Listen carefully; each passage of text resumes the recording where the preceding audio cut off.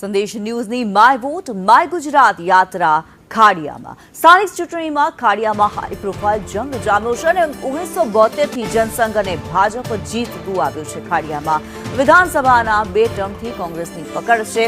ખાડિયા વોર્ડમાં કુલ 73,101 મતદારો છે। 41,000 હિન્દુ, 32,000 લઘુમતી મતદારો। ખાડિયામાં ચૂંટણી હિન્દુત્વના મુદ્દે લડાતી આવી છે, ત્યારે પાકિસ્તાન, દાઉદ, ISIના મુદ્દા પણ પ્રચારમાં આવી ચૂક્યા છે। કશ્યપ અમારી સાથે જોડાયેલા છે। કશ્યપ, ખાડિયામાં ચૂંટણીનો જંગ કેવો જામ્યો છે? મતદારો શું કહી રહ્યા છે?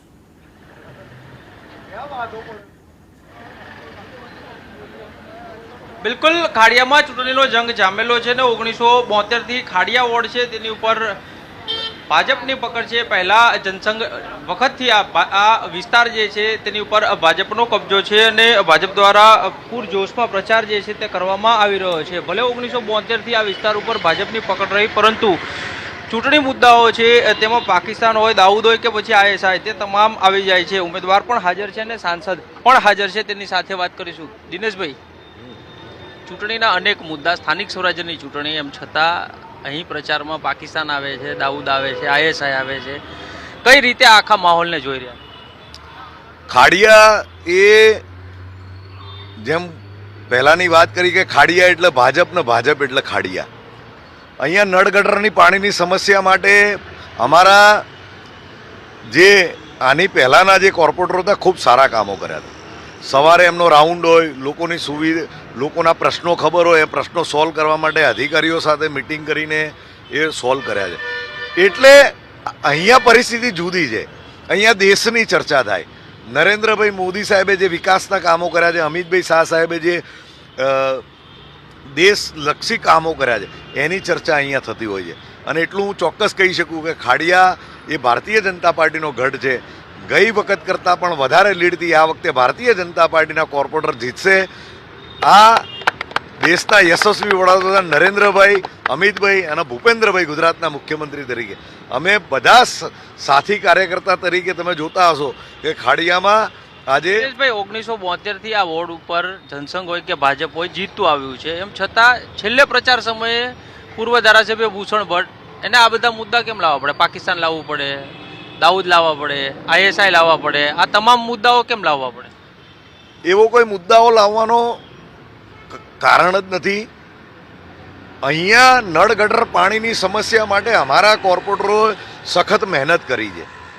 અહીંયા જે ખાડિયા વોર્ડ છે એ ખાડિયાની અંદર કોર્પોરેશનની તમામ સુવિધાઓ મળેલી છે અને એના માટે અમારા કોર્પોરેટરો તત્પર છે। અહીંયા એ મુદ્દાને ને આ મુદ્દાને કોઈ લેવા દેવા નથી, પણ જે સાચી બાબત છે કે જ્યારે ખાડિયામાં લઘુમતી સમાજના લોકો બી રહેતા હોય તો એ દાઉદની વાત કરીને એ ચર્ચા કરે, એમાં કશું ખોટું બી નથી અને એના આધારે અમે ચૂંટણી જીતવાના છે એવું નથી। વિકાસના આધારે અમે ચૂંટણી જીતવાના છે। નરેન્દ્રભાઈએ 2014થી લઈને અત્યાર સુધી જે વિકાસ કર્યો, ગુજરાતના મુખ્યમંત્રી તરીકે ભૂપેન્દ્રભાઈએ જે વિકાસ કર્યો છે, અને કોર્પોરેશનની અંદર હું માનું છું કે 1987થી કોર્પોરેશનને 5 વર્ષને બાદ કરતાં ભારતીય જનતા પાર્ટીના સુશાસન અને ખાડિયાના કોર્પોરેટરોના વિકાસના કામના આધારે 100% પ્રજા ભાજપ સાથે છે। પંકજભાઈ, શું કહેશો? ફરી એક વખત તમને રિપીટ કર્યા છે, કયા મહત્વના એવા મુદ્દા છે કે જેને લઈ અને ચૂંટણી પ્રચારમાં આપ જઈ રહ્યા છો? હું ગત ટર્મમાં ખાડિયાના જનતાનો આભાર માનું છું। એમણે સેવાનો તક આપી હતી। 5 વર્ષ દરમિયાન હું પબ્લિકની વચ્ચે રહીને લોકસંપર્ક રાઉન્ડ મેં કરેલા છે। પાણી બચાવથી માંડીને જે સરકારની યોજનાઓથી માંડીને બધાને માહિતગાર કર્યા છે અને હવે મારે એક ઘરમાં એક પરિવાર જેવી મારે એ કોઈ સંબંધ થઈ ગયો છે। હું જવું તો એક મા હોય કે બે ભાભી હોય કે બહેન હોય, એ જે જાણે પોતાનો દીકરો આવ્યો એ રીતે મને જોવે કે ભાઈ પંકજભાઈ તો અમારી વચ્ચે રહ્યા છે। અમારે 4 કોર્પોરેટરોએ અમે તે પ્રમાણે રેફરલ હોસ્પિટલથી માંડીને નવી પાણી ટાંકીથી માંડીને અને જે 100 વર્ષ જૂની ગટર અને પાણીની જે લાઈનો હતી એ નવી નાખવાનું કામ અમે 55 કરોડના ખર્ચે કોર્પોરેશન દ્વારા પાસ કરીને અત્યારે કામ ચાલુ, 42થી વધારે પોળોમાં કામ ચાલુ બી છે। એટલે જી, ધન્યવાદ કશ્યપ।